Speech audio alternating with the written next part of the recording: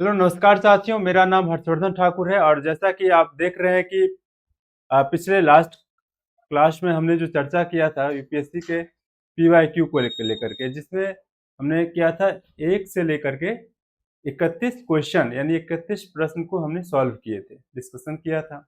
आज हम दोस्तों आपको बताने जा रहे हैं कि आज हम नेक्स्ट जो है 32 क्वेश्चन से आगे 60 क्वेश्चन तक हम डिस्कशन करेंगे।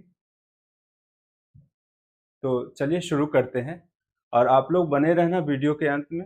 और जो पार्ट आपको अच्छा लगे वो कमेंट करना, और कौन सा क्वेश्चन टफ लग रहा है वो भी बताना। ठीक है, तो हम शुरू करते हैं। नेक्स्ट।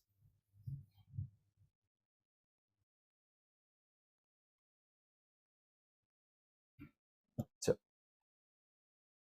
सबसे पहले है कि प्राचीन भारत के बौद्ध मठों में पवरन नामक समारोह आयोजित किया जाता था।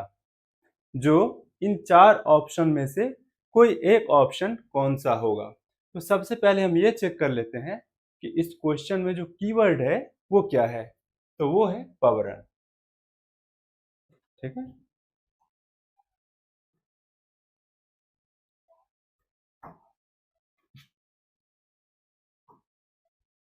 ये देखो, ये है पवरन। पवरन क्या होता है पहले हम ये जान लेते हैं। पहले हम ऑप्शन को देख लेते हैं, फिर हम क्वेश्चन पर सॉल्व करेंगे कि क्वेश्चन में क्या कह रहा है। तो ऑप्शन में है कि संघ परिनायक और धर्म तथा विनय विषयों पर एक एक वक्ता को चुनने का अवसर होता था। ये आप देख पा रहे होंगे। सेकंड ऑप्शन है वो है, कह रहा है वर्षा ऋतु के दौरान मठों में प्रवास के समय भिक्षुओं द्वारा किए गए अपराधों की स्वीकारोक्ति का अवसर होता था। और सेकंड पॉइंट है, किसी नए व्यक्ति को बौद्ध संघ में प्रवेश देने का समारोह होता था। और जो फोर्थ ऑप्शन है वो है वर्षा ऋतु के आगामी 4 महीनों के लिए निश्चित आवास चुनने का अवसर होता था। तो इन 4 ऑप्शन में से कौन सा ऐसा है जो पवरन नाम के समारोह को इंडिकेट करता है?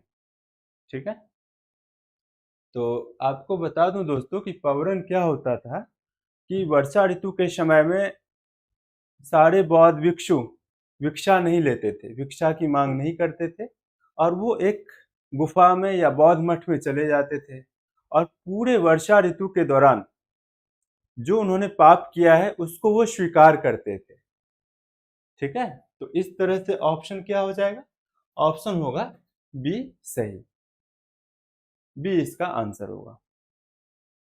ठीक है, अब देखो इसमें है कि पहला का क्या होगा। तो पहला होगा ये समान प्रवचन कहते हैं, जिसमें कि संघ परिनायक तथा और धर्म तथा विनय विषयों पर एक वक्ता को चुनने का अवसर होता था, तो इसको प्रवचन कहेंगे। किसी नए व्यक्ति को बौद्ध संघ में प्रवेश देने का समारोह होता था, तो इसमें हम इसको क्या कहेंगे, इस टर्म को कहेंगे कि ये दीक्षा होता था, यानी कि इस चीज को हम दीक्षा कह सकते हैं। और वर्षा ऋतु के आगामी 4 महीनों के लिए निश्चित आवास चुनने का अवसर होता था, तो इससे कहा जाएगा कि निवास स्थान, है ना, इस ऑप्शन के लिए। तो आंसर क्या हो जाएगा? बी होगा।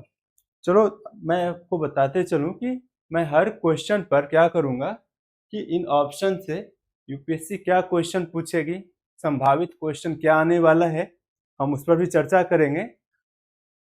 और लास्ट में पहले मैं आपको दे दूंगा कि उस क्वेश्चन का क्या क्या आएगा, या किस सब्जेक्ट पे आ सकता, किस क्वेश्चन कौन से शब्द पे आ सकता है। फिर लास्ट में हम क्या करेंगे, बीच बीच में भी हम क्या करते रहेंगे कि उस क्वेश्चन का हम रिवीजन के रूप में आंसर आपको बताते रहेंगे। ठीक है, तो यही कह रहा है कि यूपीएससी से जो संभावित प्रश्न है वो ये हो सकता है कि पवर्ण किससे संबंधित है, विनय पीटिका में क्या मिलता है, और वर्षावास का क्या उद्देश्य है। ठीक है, तो जैसे कि अभी आपने देखा कि वर्षावास के अंत में दोष स्वीकार होता है, अभी आपको ऑप्शन बताया हूं। तो यूपीएससी आपसे इस तरह के क्वेश्चन पूछ सकती है, जैसे कि पहले पवर्ण किससे संबंधित है और फिर दे दिया 4-5 ऑप्शन। वर्षा वर्षावास के अंत में दोष स्वीकार या भिक्षावृत्ति या धर्म या ज्ञान प्रवर्तक, तो आपको इनमें से किसी एक तरह का चूज करना है, सेलेक्ट करना है। तो ध्यान रखें, पवर्ण किससे संबंधित है? पाप को, वर्षा ऋतु में पाप जो करते हैं उसको स्वीकार करना है।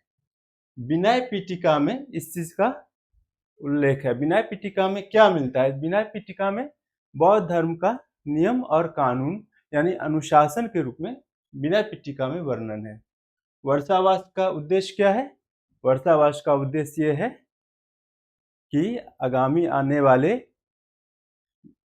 समय में बौद्ध धर्म का प्रचार करना और साथ में रहना, भिक्षा नहीं मांगना, ये वर्षावास का उद्देश्य है। हम इस क्वेश्चन का आंसर बीच में हम भी आपको बताएंगे, तब तक आपको हम आपके लिए देखते हैं। फिर चलते हैं हम नेक्स्ट क्वेश्चन की।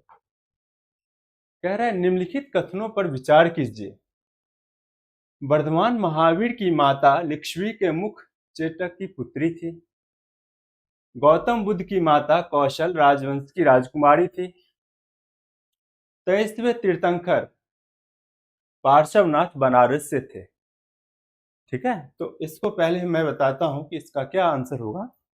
वर्धमान महावीर की माता लिक्ष्मी के मुख चेतक की पुत्री नहीं थी, बहन थी। त्रिशला उनका नाम था और वो क्या थी? वो बहन थी।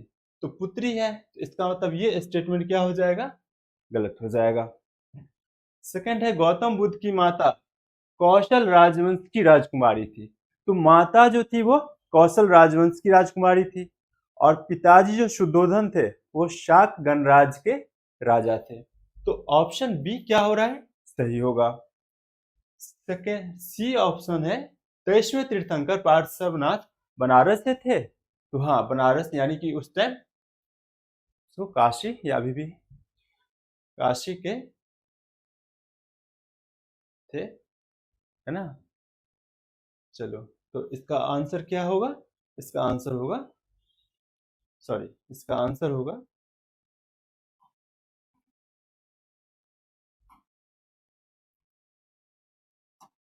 इसका आंसर होगा 2 और 2 और 3। ठीक है, चलिए अब इसमें से क्या क्या पूछा जा सकता है। तो आपसे यूपीएससी पूछ सकता है जैन तीर्थंकरों का क्रम। जैसे अभी आपने देखा ना क्वेश्चन में 23वें तीर्थंकर, तो आपसे 24वें पूछ देगा, पहला पूछ देगा, दूसरा पूछ देगा। तो आपको इन क्वेश्चन पर फोकस करना है कि जैन तीर्थंकरों का क्या क्रम होगा, बुद्ध का कुल कौन सा था, और गणराज जो लिक्ष्मी गणराज के बारे में भी पूछा जाएगा आपसे। ठीक है, यूपीएससी इस तरह का क्वेश्चन जो है वो पूछ सकता है।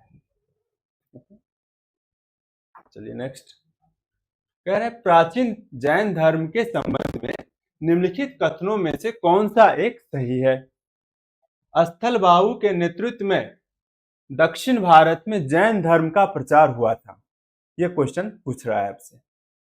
दूसरा है पाटलिपुत्र में हुई परिषद के बाद भद्रबाहु के नेतृत्व वाले लोग श्वेतांबर कहलाए। और सी ऑप्शन है प्रथम शतक ईस्वी पूर्व में जैन धर्म को कलिंग के राजा खारवेल का समर्थन मिला।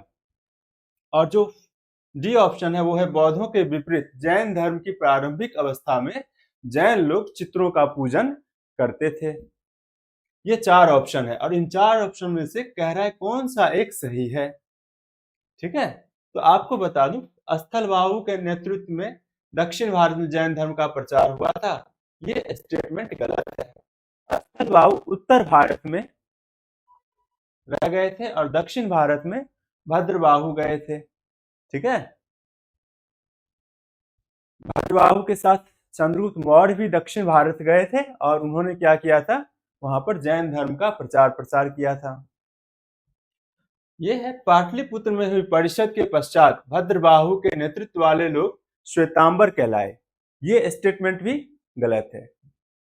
भद्रबाहु के नेतृत्व वाले लोग दिगंबर कहलाए और स्थलबाहु के नेतृत्व वाले लोग श्वेतांबर कहलाए, है ना।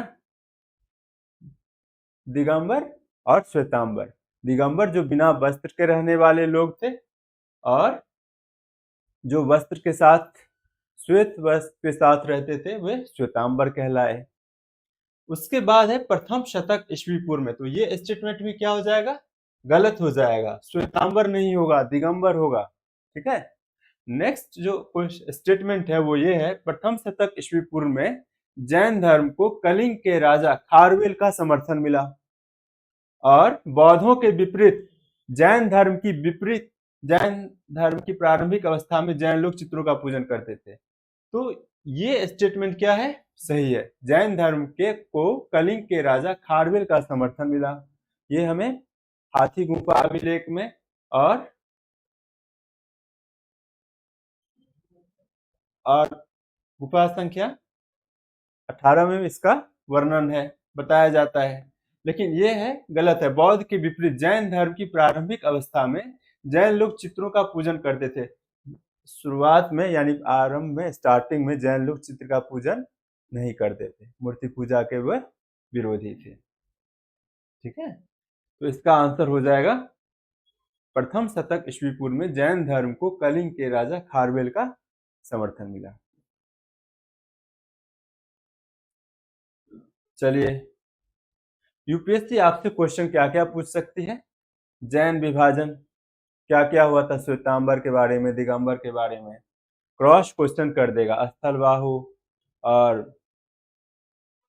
भद्रबाहु को स्टेटमेंट दे करके कि दक्षिण भारत कौन चले गए थे, उत्तर भारत कौन चले गए थे, श्वेतांबर कौन थे, दिगंबर कौन थे, वे किस विचारधारा को मानते थे।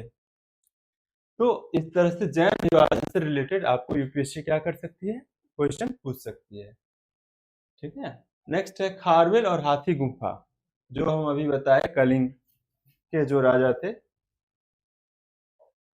इसमें जैन धर्म को कलिंग के राजा खारवेल का समर्थन मिला। वो हाथी गुफा अभिलेख में और खारवेल अभिलेख में गुफा संख्या 17-18 से इसकी जानकारी हमें मिलती है। ठीक है। नेक्स्ट क्वेश्चन है,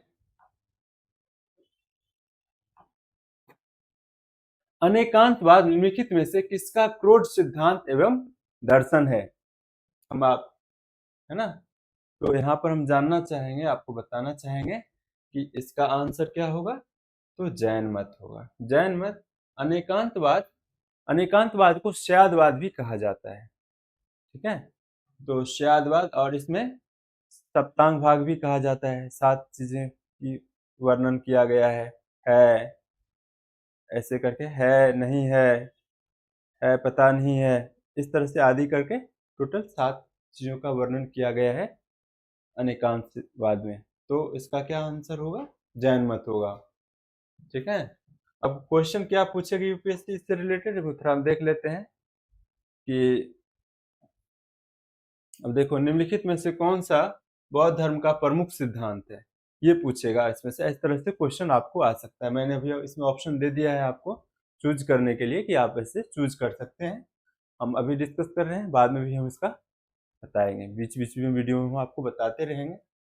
तो आप बताना तब तक कि बौद्ध धर्म का मतलब, इस तरह से क्वेश्चन आ सकता है, 4 ऑप्शन दे देगा, और इस क्वेश्चन से यूपीएससी कैसे क्वेश्चन पूछ सकती है, आने की जो प्रोबेबिलिटी है, हम उस पर भी थोड़ा सा डिस्कस कर रहे हैं। ठीक है।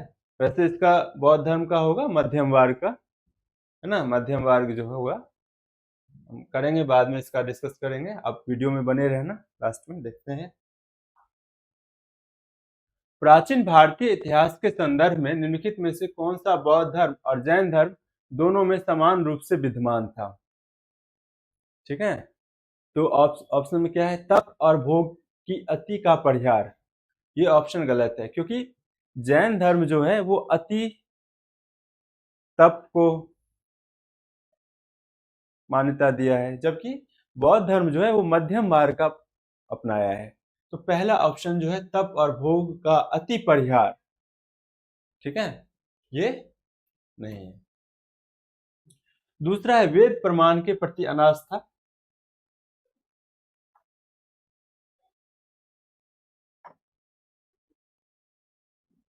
वेद प्रमाण के प्रति अनास्था और कर्म कांडों की फलवत्ता का निषेध। तो इन दोनों ऑप्शन में ये दोनों ऑप्शन क्या है, सही है कि जैन धर्म और बौद्ध धर्म दोनों ने क्या किया था, वेद प्रमाण के प्रति अनास्था किया था और कर्म कांडों की फलवत्ता का निषेध किया था। अब इससे रिलेटेड भी है, यूपीएससी क्वेश्चन पूछ सकती है, वो क्या है कि बौद्ध और जैन दोनों में समानता क्या है, तो इससे रिलेटेड आपको क्वेश्चन, संभावित क्वेश्चन आ सकते हैं। ठीक है, चलिए अब हम कर लेते हैं कि पर्यावरण किससे संबंधित है। तो एक बार हम रिवाइज कर लेते हैं, जो 32 से 36 क्वेश्चन को अभी हमने सॉल्व किया है, तो हम उसे देख लेते हैं एक बार शॉर्ट। उसको मैं ऐसे रिवीजन के रूप में उसे डाल दिया हूँ कि पर्यावरण किससे संबंधित है। तो वर्षा वास के अंत में भिक्षुओं के द्वारा अपराध स्वीकार करना। विनय पिटक में क्या मिलता है, बौद्ध संघ के नियम और अनुशासन। याद है आपको, यूपीएससी में मैं अभी कह रहा था कि संभावित क्वेश्चन होगा और उसका हम आगे हम आपको बताते जाएंगे बीच बीच में। और निर्वाण का अर्थ क्या है, तो इच्छाओं का पूर्ण अंत, है ना। इसमें भी एक टर्म बता देता हूँ, निर्वाण होता है, एक महापरिनिर्वाण होता है। तो निर्वाण में होता है इच्छाओं का अंत करना, और महापरिनिर्वाण होता है जब हम मृत्यु को, मतलब बौद्ध धर्म में जब कोई अगर व्यक्ति मृत्यु को प्राप्त करता है तो उसे महानिर्वाण कहा जाता है। अनेकांतवाद किसका सिद्धांत है, जैन धर्म का है। अनेकांतवाद को शादवाद भी कहा जाता है। बौद्ध और जैन दोनों में समानता क्या है, तो दोनों क्या है, वेद विरोध करते हैं और कर्म कांड विरोध दोनों है। बौद्ध और जैन धर्म है, दोनों में यही समानता है। निम्नलिखित में से कौन सा एक बौद्ध मत में निर्वाण की अवधारणा की सर्वश्रेष्ठ व्याख्या करता है। ठीक है, तृष्णा रूपी अग्नि का शमन, स्वयं की पूर्णतः अस्तित्वहीनता, परमानंद एवं विश्राम की स्थिति, धर्नातीत मानसिक अवस्था। तो इसका आंसर क्या होगा, तृष्णा रूपी अग्नि का शमन। अभी आपको बताया था कि निर्माण में क्या करना है, अपनी इच्छाओं को, जिसमें कि सारी चीजें हैं, लोभ क्रोध मोह और जो भी इच्छाएं हैं, उससे अगर हमने अगर नियंत्रित कर लिया तो हमने निर्वाण की, हमें निर्वाण की प्राप्ति कर ली हमने। ठीक है, तो ये इसका होगा आंसर।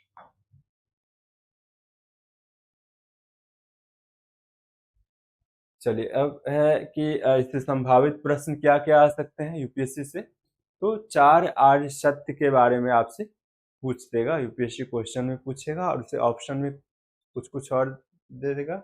अष्टांगिक मार्ग क्या है ना। तो वो यूपीएससी आपसे क्या कर सकती है, इस रिलेटेड इससे आपसे क्वेश्चन जो है पूछ सकती है। चलिए सबका आपको आंसर हम फिर बाद में बताएंगे, वीडियो में आप बने रहें, आप आगे देखते रहिए। नेक्स्ट क्वेश्चन, निम्नलिखित राज्यों में से किनका संबंध बुद्ध के जीवन से था। ठीक है, तो इसमें है अवंती, गंधार, कौशल और मगध। तो बता दूं कि इसमें कौशल और मगध से बुद्ध का संबंध है, अवंती और गंधार से नहीं है। ठीक है, कौशल से क्यों है, कौशल में जो गौतम बुद्ध थे उनकी माताजी जो थी वो, सॉरी एक बार फिर से मैं रिपीट कर दूं। मगध में क्या हुआ था, मगध के बोध गया में, मगध के उस टाइम जो गया, यानी अभी का जो गया जी है बिहार में, वो बोध गया में, तो वो मगध का पार्ट था उस टाइम, जो मतलब उस टाइम मगध हम कहते थे, तो उसमें ये आता था। तो वहां पर उन्होंने ज्ञान की प्राप्ति की। और कौशल में उन्होंने क्या किया था, कौशल में वो बहुत समय तक उपदेश दिए, बिताए, अपना जीवन का बहुत लंबा समय बिताए। आपने सुना होगा कि प्रसेनजीत राजा जो थे वो कौशल नरेश थे और उसी टाइम में वो वहां पर गए हुए थे। तो इसका ऑप्शन क्या होगा, 3 और 4। चलिए नेक्स्ट क्वेश्चन है, संभावित प्रश्न है कि आपको 16 महाजनपद के बारे में यूपीएससी क्या कर सकती है, पूछ सकती है। ठीक है, 16 महाजनपद के बारे में पूछ सकती है, जो उस टाइम क्या क्या था, कौन कौन से महाजनपद थे। ऐसा भी होगा, या 3-4 ऑप्शन में दे दिया जाएगा और एक दो किसी और को भी दे दिया जाएगा, और उससे फिर क्या होगा कि आपका 3-4 आपको, मतलब 16 में से 4-5 ऑप्शन आपके 16 महाजनपद में से होंगे, और एक कहीं और से दे देगा और आपसे पूछेगा कि इनमें से कौन से महाजनपद थे, नहीं थे। बिंबिसार के बारे में पूछा जा सकता है आपसे, अजात शत्रु के बारे में पूछा जा सकता है। यूपीएससी में जो क्वेश्चन है आपसे पूछेगी, तो इस तरह से चीजें हैं। नेक्स्ट, भारत के धार्मिक इतिहास के संदर्भ में निम्नलिखित कथनों पर विचार कीजिए। स्वत्रांतिक और समितीय जैन मत के संप्रदाय थे। सर्वास्तिवादियों की मान्यता थी कि यूसर के अवयव पूर्णतः क्षणिक नहीं है, तो ये जैन मत के नहीं थे, ये थे बौद्ध मत के संप्रदाय थे, ठीक है। और सर्वास्तिवादियों की मान्यता थी कि क्षय में अवयव पूर्णतः क्षणिक नहीं है, तो ये ऑप्शन क्या है, सही है।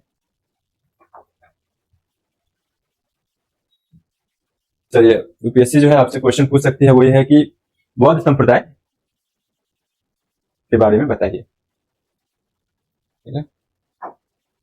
भारत की धार्मिक प्रथाओं के संदर्भ में स्थानकवासी संप्रदाय का संबंध किससे है, ठीक है। तो इसका क्या होगा, बौद्ध मत है, जैन मत है, वैष्णव मत है और शैव मत है, तो इसका क्या होगा, यहाँ पर जैन मत होगा। भारतीय इतिहास के संदर्भ में निम्नलिखित में से कौन भावी बुद्ध है जो संसार की रक्षा हेतु अवतरित होंगे, ठीक है। तो इसके बारे में क्या कहा गया है, मैत्रेय के बारे में कहा गया है कि मैत्रेय जो होंगे वो भावी बुद्ध होंगे और संसार की रक्षा करेंगे, है ना। तो मैत्रेय के बारे में जिक्र किया गया है। चलिए, यूपीएससी क्वेश्चन पूछ सकती है आपको, महायान बौद्ध किससे संकलित है, या महायान बौद्ध में महायान बौद्ध और हीनयान बौद्ध का जो विचारधारा है वो आपको क्रॉस करके आपसे यूपीएससी क्वेश्चन क्या करेगी, पूछ सकती है ऐसे। चलिए नेक्स्ट क्वेश्चन, जो आपको बताएं, अष्टांगिक मार्ग का उद्देश्य क्या है, तो वो है दुख का निवारण। जैन धर्म में कर्म का क्या अर्थ है, आत्मा का बंधन। बुद्ध से जुड़े प्रमुख राज्य कौन थे, मगध और कौशल। सर्वास्तिवाद किससे संबंधित है, बौद्ध संप्रदाय से। स्थानकवासी संप्रदाय किस धर्म से संबंधित है, तो जैन धर्म से है। मैत्रेय कौन है, तो भविष्य के बुद्ध है। ये रिवीजन करने के लिए जो पिछले हमने जो उससे पहले अभी आपको मैंने बताया था उसका रिवीजन हम इस तरह से करेंगे। नेक्स्ट क्वेश्चन है, भारत के सांस्कृतिक इतिहास के संदर्भ में निम्नलिखित युगों पर विचार कीजिए। परिवारजक, परित्यागी व भ्रमणकारी, श्रमण, उच्च पद प्राप्त पुजारी, उपासक, बौद्ध धर्म का साधारण अनुगामी। तो देखो इसमें परिवारजक, परित्यागी या भ्रमणकारी होते हैं, है ना। वे क्या होते हैं, सन्यासी होते हैं जो अपने घर त्याग कर या घूमने वाले को या भ्रमण करने वाले को परिवारजक कहा गया है।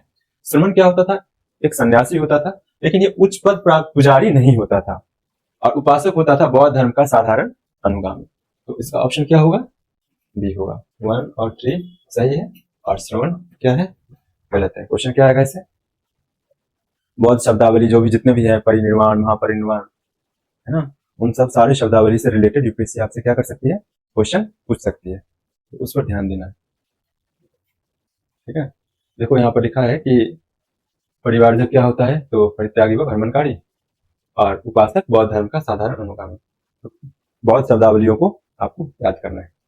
भारत के धार्मिक इतिहास के संदर्भ में निम्नलिखित कथनों पर विचार कीजिए। स्थिरवादी महायान बौद्ध धर्म से संबंध है।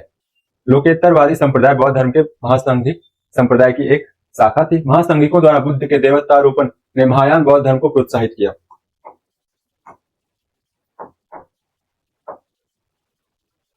ठीक है। तो सबसे पहले आपको बता दूं,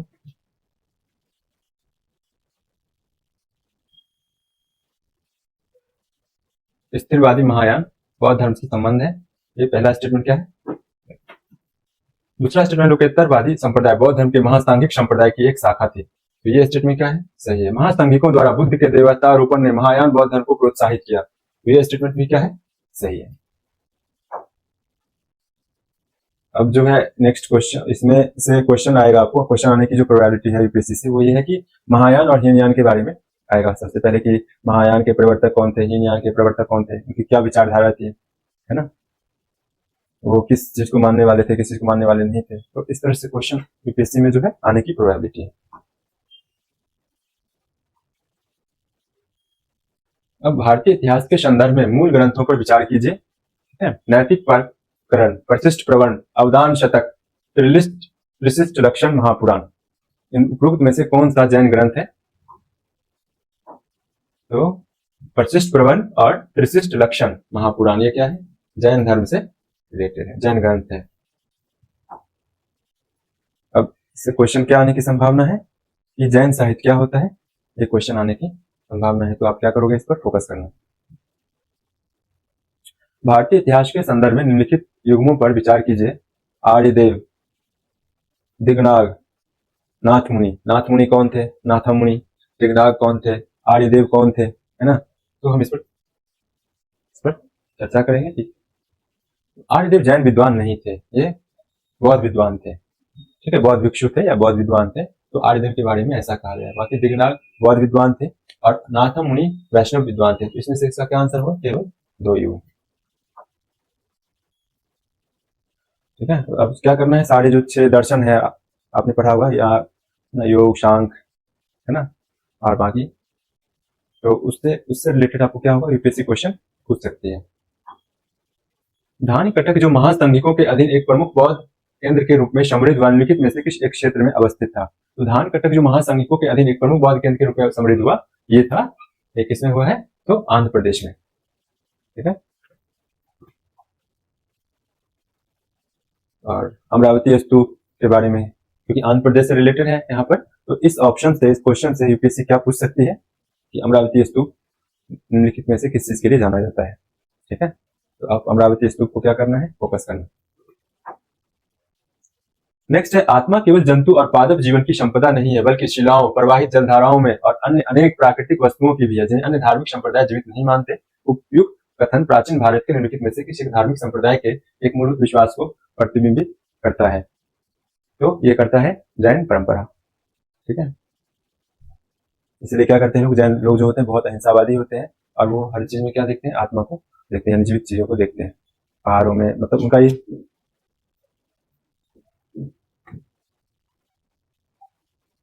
जो उपासक किसे कहते हैं, उपासक किसे कहते हैं? गृहस्थ या अनुयायी को। महायान बौद्ध धर्म की विशेषता क्या है? बौद्धिस्त्व की अवधारणा। ठीक है, और दिनाग किससे संबंधित है? तो बौद्ध दर्शन से। धान्या कटक का महत्व क्या है? बौद्ध स्तूप केंद्र। जैन धर्म में जीव क्या है? तो वो है चेतन तत्व। ठीक है, प्राचीन भारत के निम्नलिखित ग्रंथों में से किसमें पति द्वारा प्रत्यक्ष पत्नी के लिए विवाह विच्छेद की अनुमति दी गई है? कामसूत्र, मानव धर्म शास्त्र, शुक्र नीति शास्त्र, अर्थशास्त्र। तो इसका क्या होगा आंसर? अर्थशास्त्र। अर्थशास्त्र आचार्य चाणक्य द्वारा लिखा गया क्या है? राजनीतिक प्रशासनिक विषय पर लिखा गया एक पुस्तक है, जिसमें यह कहा गया है कि महिलाएं क्या कर सकती है कि जब वो या तो विधवा हो जाए या पति द्वारा प्रत्यक्ष कर दिया जाए, यानी त्याग कर दिया जाए, तो वो अपने ही गोत्र के किसी लड़के के साथ या अपने देवर के साथ वो क्या कर सकती है? शादी कर सकती है। और इसका उल्लेख कहां पर है? कौटिल्य के अर्थशास्त्र में। ठीक है, यूपीएससी से रिलेटेड जो क्वेश्चन हमें करना है वो कौटिल्य की क्या नीतियां थी, है ना, उस पर हमें फोकस करना है। नेक्स्ट है, अशोक का अपने शिलालेखों में सामान्यतः जिस नाम से उल्लेख हुआ है वह क्या है? वह क्या है? क्या चक्रवर्ती है, क्या धर्मदेव है, क्या धर्मकृति है, क्या प्रियदर्शी है? तो उसका आंसर क्या होगा? प्रियदर्शी, है ना। अशोक को कई शिलालेखों में पाया गया है कि उसे देवनाम प्रिय भी कहा गया है, प्रियदर्शी भी कहा गया है ना। तो इसका क्या होगा आंसर? प्रियदर्शी होगा। और प्रियदर्शी यानी कि यूपीएससी आपसे पूछ सकती है कि कौन से शिलालेख में, कौन से अभिलेख में क्या उल्लेख है अशोक के बारे में, तो ये आपको फोकस करना है। निम्नलिखित वक्तव्यों में से कौन सा एक वक्तव्य अशोक के प्रस्तर स्तंभों के बारे में सही नहीं है? इन पर बढ़िया पॉलिश है, यह अखंड है, स्तंभों का सॉफ्ट सुंडाकार है, ये स्थापत्य संरचना के भाग हैं। ठीक है, तो ये क्या है, इस तीनों में क्या होगा आंसर? ये स्थापत्य संरचना के भाग है। ये स्टेटमेंट गलत है, बाकी तीनों स्टेटमेंट क्या है? तीनों स्टेटमेंट सही है। अशोक का जो प्रस्तर स्तंभ है वो क्या है कि सुंडाकार है और ये तो बहुत बढ़िया पॉलिश की हुई है ना, यह अखंड है। तो ये इसका जो आंसर होगा वो ये होगा कि स्थापत्य संरचना का ये भाग नहीं है। ठीक है, और क्वेश्चन किससे आ सकता है? गौरी कला से। प्राचीन भारत में निम्नलिखित में से कौन सी एक लिपि दाईं ओर से बाईं ओर लिखी जाती थी? तो खरोष्ठी लिपि। ठीक है, खरोष्ठी लिपि जो है दाईं ओर से बाईं ओर लिखी जाती थी, और उसी में क्या हुआ है कि अशोक के जो शिलालेख जो लिखे हुए थे उस लिपि में, तो उसको पढ़ा जा सका है खरोष्ठी लिपि में। अब क्वेश्चन ब्राह्मी वर्सेस खरोष्ठी, इससे जो है निम्नलिखित में से किस एक राज्यादेश में अशोक के व्यक्तिगत नाम का उल्लेख मिलता है ना? कालसी, रुमेनदेई, विशिष्ट, कलिंग, राज्यादेश, मास्की।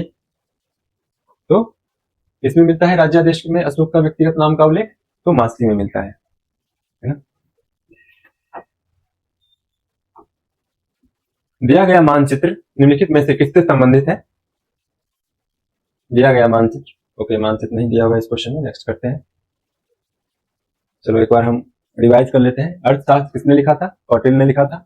अशोक को किस नाम से जाना जाता है? प्रियदर्शी के नाम से जाना जाता है। अशोक का नाम किस अभिलेख में मिलता है? महाष्की अभिलेख में मिलता है। अशोक स्तंभों की विशेषता क्या है?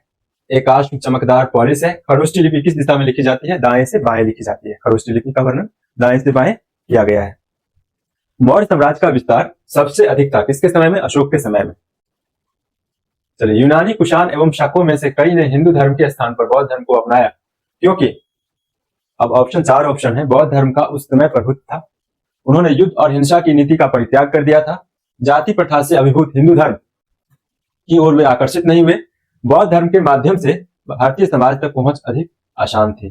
तो इन सब का एक आंसर है कि यूनानी, कुषाण एवं शक जो है वो हिंदू धर्म के स्थान पर बौद्ध धर्म को इसलिए अपनाया क्योंकि उसमें जाति प्रथा से अभिभूत हिंदू धर्म की ओर वे आकर्षित नहीं हुए। हिंदू धर्म में जाति प्रथा बहुत चरम सीमा पर थी और जिसकी वजह से यूनानी, कुषाण और जो शक थे उन्होंने क्या किया था? हिंदू धर्म के स्थान पर बौद्ध धर्म को अपनाया था। ठीक है, अब क्वेश्चन आ सकता है, संभावित प्रश्न जो है वो इंडो ग्रीक धर्म से। अशोक के जो प्रमुख शिलालेख संगम राज के विषय में हमें बताते हैं उनमें सम्मिलित है पहला और 10वां शिलालेख, पहला और 11वां शिलालेख, दूसरा और 13वां शिलालेख, दूसरा और 14वां शिलालेख। इन सब में से कौन सा है? तो उसका है कि दूसरा और 13वां शिलालेख जो है उसमें यह बताता है कि संगम राज के बारे में, संगम राज जो था चोल, चेर और पांड्य, इसके बारे में वर्णन किया गया है।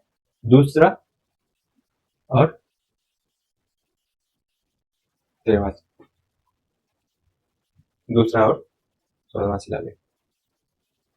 भारत में निम्नलिखित के आने का सही कालानुक्रम क्या है? ठीक है, सोने के सिक्के, आहत मुद्रा, चांदी के सिक्के, लोहे का हल, नगर संस्कृति। तो क्या है? सबसे पहले आया था नगर संस्कृति, है ना, आपने सुना होगा सिंधु घाटी सभ्यता एक नगरीय सभ्यता थी। फिर उसके बाद लोहे का हल यानी कि कृषि और खेती वगैरह जो चीजें हुई है। फिर आहत मुद्रा, चांदी के सिक्के और सबसे लास्ट में आया है सोने के सिक्के।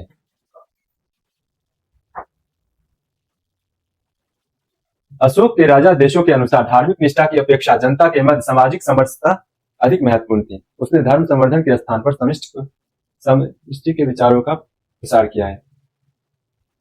तो क्या है कि ए और आर दोनों सही है, आर ए की सही व्याख्या है। इन चारों ऑप्शन में से कौन सा होगा? ए और दोनों सही है परंतु आर ए की सही व्याख्या नहीं है।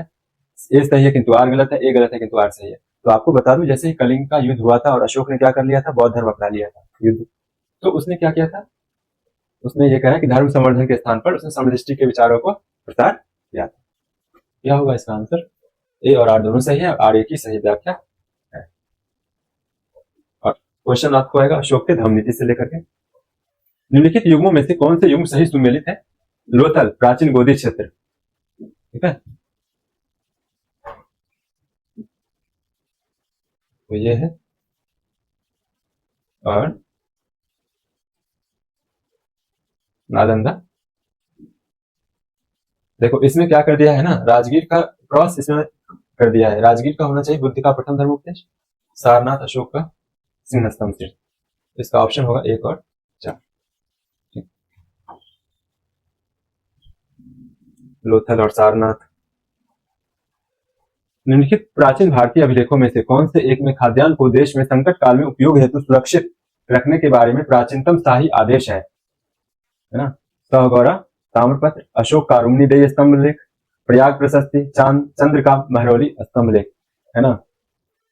तो आपको बता दूं, सहगौरा ताम्रपत्र जो कि यूपी के गोरखपुर में पड़ता है ये, और वहीं पर क्या किया गया था कि संकट काल में यानी अकाल के समय में खाद्यान्न को सुरक्षित रखने के बारे में जो प्राचीनतम शाही आदेश है वो कहां पर है? सहगौरा ताम्रपत्र। चलिए अब क्वेश्चन क्या आ सकता है अकाल नीति से संबंधित। इस क्वेश्चन को देखते हैं कि विदेशी शासकों ने बौद्ध धर्म क्यों अपनाया, है ना? विदेशी शासकों ने बौद्ध धर्म क्यों अपनाया? सरलता और समानता के कारण। द्वितीय शिलालेख में क्या उल्लेख है? दक्षिण भारत यानी संगम राज, चोल, चेर और पांड्य के बारे में उल्लेख किया गया है। अशोक की धर्म नीति का उद्देश्य क्या था? तो नैतिक जीवन और सामाजिक समरसता।